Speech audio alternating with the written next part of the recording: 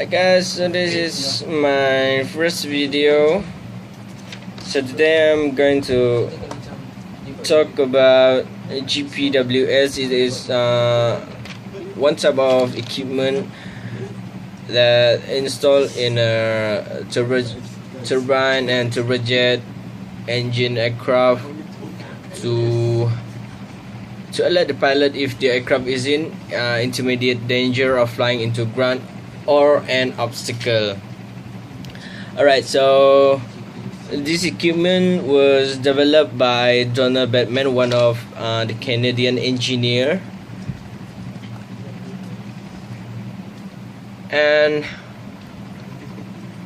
it also defined as the Terrain Awareness Warning System (TAWS) by the FAA, the Federal Aviation Administration of United States. And another advancement of this system was introduced somewhere in 1996. It was known as the Enhanced Ground Proximity Warning Systems (EGPWS). Alright, so now let's move on to the history of this GPWS. So in the late 1960s, a series of controlled flight into terrain CFIT accidents took the lives of hundreds of people. CFIT accident is where a properly functioning airplane under the control of a fully qualified and certified crew is flown into terrain, water, or obstacles with no apparent awareness on the part of the crew. So the finding for these studies indicate that many such accidents could have been avoided if a warning device called a Ground Proximity Warning System (GPWS) had been used. And as the result of these studies and recommendations from the U.S. National Transportation Safety Board and TSB, the FAA required all large turbine and turbojet airplanes to install TSO-approved GPWS equipment in 1974. But the ICAO recommended the installation of GPWS in 1979 something. By the way, in March 2000, the Federal Aviation Administration of the US amended operating rules that all US aircraft registered turbine power airplanes with 6 or more passenger seats, exclusive of pilot and co-pilot seating, must be equipped with an FAA approved TAWS or the Terrain Awareness Warning System. And the mandate affects aircraft manufacturer after March 29, 2002. Alright, so now we're gonna move to how does the GPWS works. So here's I got a really crude demonstration of how does GPWS works. So as you can see in the image drawn here, so this is the aircraft. The aircraft will send signals, and once it hit the terrain in front of it, the signal will reflect back into the aircraft, and the indicator also indicate the altitude of the aircraft from the ground, and it will provide the pilot with a alerting system about the height of the aircraft, the altitude of the aircraft, and the distance between the aircraft and the terrain in front of it. Okay, so that is how it works. It's a very simple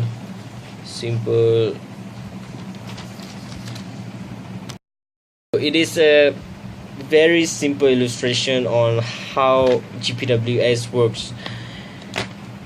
And next, I'm gonna explain about the modes of GPWS. So there are 7 modes of GPWS. The first one is the adhesive descent rate, which to indicate that if the aircraft suddenly stall or sink during the cruising phase. Right. So the second one is the excessive terrain closure rate. So this second mode will indicate if the aircraft is too close to any terrain or building in front of it, building or mountain and etc. The third one is a descent after takeoff. When the aircraft take off and they suddenly lose power and they sink. This third mode will alert the pilot that they need to climb up and to increase the thrust of the aircraft. One is the unsafe terrain clearance. This to indicate whether the aircraft is too low or too close to the terrain, or the landing system malfunction, cannot be opened. So this will indicate and alert the pilot about the unsafe terrain clearance. And the fifth one is descent below glide slope. When an aircraft intend to land at any designated airport, they have a glide slope at the end of the runway to indicate whether the aircraft is on the right path or not. So this equipment will alert the pilot to climb or to descend, so they will be on the path to do the landing procedures. And the sixth is the situation awareness. This will indicate the aircraft whether it is banking on the right angle, or to indicate whether the aircraft is banking too much to avoid it from losing its powers and stall. Alright. And the last one, the 7 modes of GPWS, is the wind shear information. So basically this equipment can detect any wind shear at the airport. So if there is a wind shear happen in an airport when the aircraft tended to land, the equipment will alert the pilot that there is a wind shear in front of it. Okay, so that's all. Next, my friend will explain about TCAS and how TCAS works. That's all. Thank you. Bye bye. Okay, now thank you to my friend Steven Jawed, because explain about the GPWS. Now I will explain about the TCAS. TCAS is stand for a traffic collision avoidance system, or a traffic alert and collision avoidance system. Is an aircraft collision avoidance system designed to reduce the incidence of mid-air collision between aircraft. It monitors the airspace around an aircraft for other aircraft equipped with the corresponding active transponder. Independent of a traffic controller at the one pilot of the presence of other transponder equipped aircraft which may present a threat of mid-air collision. It is a type of airborne collision avoidance system mandated by the International Civil Aviation Organization to be fit to all aircraft with a maximum takeoff mass of over 5,700 kg or authorized to carry more than 19 passengers. TCAS is based on secondary civilian radar transponder signal and operate independently of ground-based equipment to provide advice to the pilot on the potential conflicting aircraft. Next, in the modern glass cockpit aircraft, the TCAS display may be integrated in the navigation display or electronic horizontal situation indicator. In older glass cockpit aircraft and those with the mechanical instrumentation such an integrated TCAS display may replace the mechanical vertical speed indicator, which indicate the rate with which the aircraft is descending or climbing. First class of TCAS is short range, and second class of TCAS is long range and provide TA and RA. And the last class of TCAS is hot operational and provide TA and RA. TA means traffic advisory and RA means revolution advisory. Alright, now I will talk about the importance of TCAS in aviation industry. TCAS RA function is inhibit when an aircraft is on the ground or when the aircraft is airborne at very low altitude. It is very important for operational safety that his system is selected on before takeoff to ensure that the RA function will be active as soon as the built-in system constraint allow this during the initial climb. It will be completely impracticable for flight crew to routinely select TCAS on or off whilst airborne at low altitude.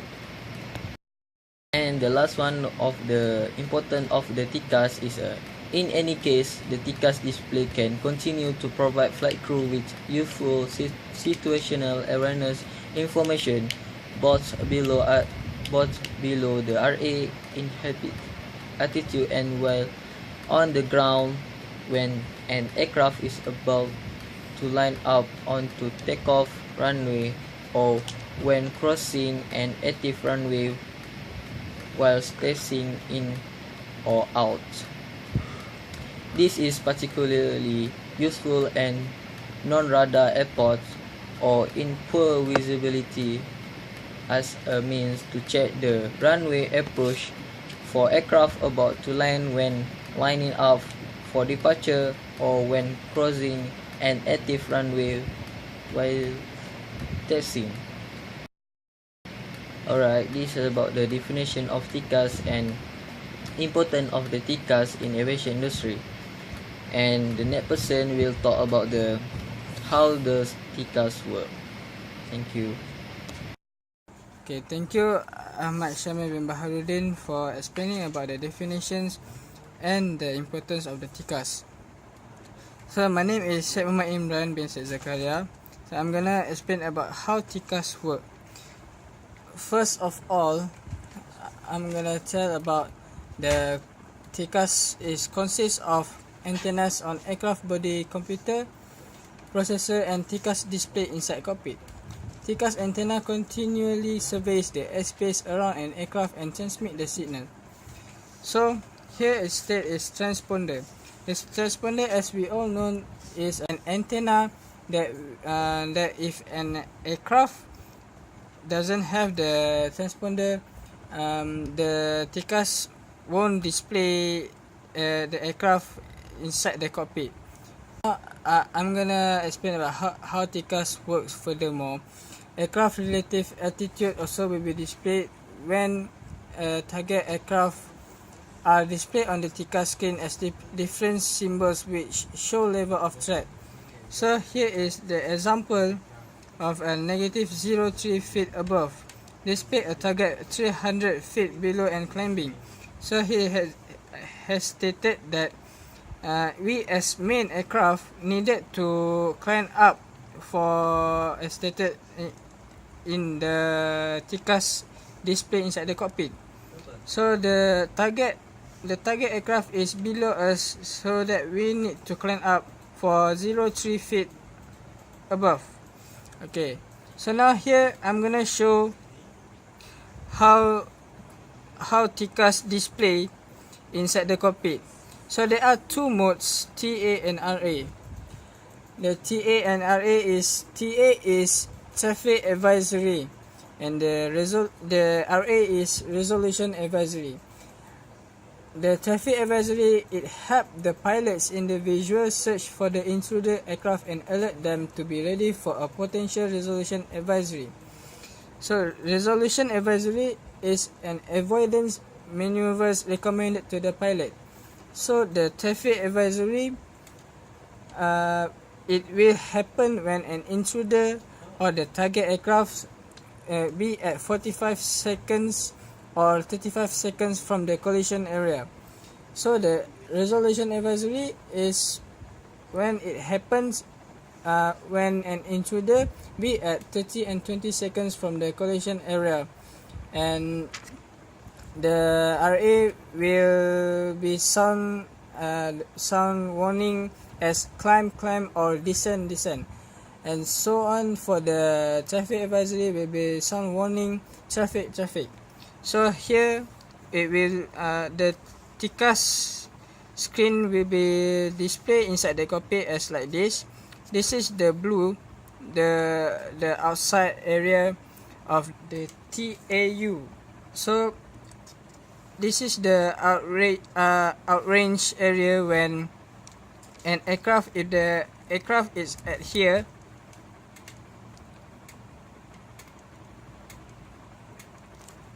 the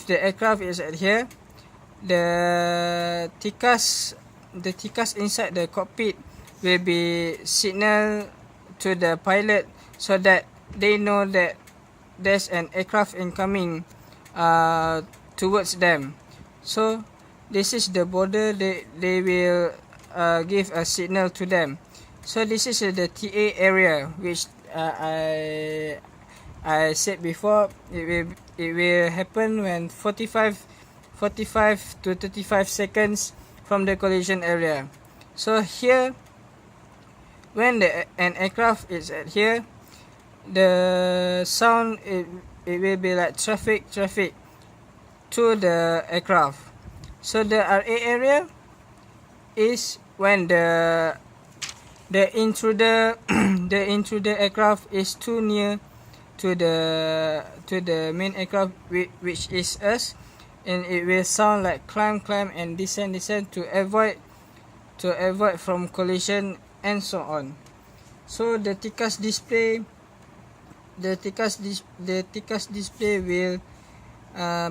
will be colored by like as RA area it will color as red, and the TA area it will be colored as yellow, and the outside range area it will be colored as blue. So that's all for me for the how TCAS work. Thank you for my group. I'm Syed Muhammad Imran, and my other mates is Ahmad Syamil bin Baharudin, and another one is Steven Jawid Anak Ipan. And thank you for watching.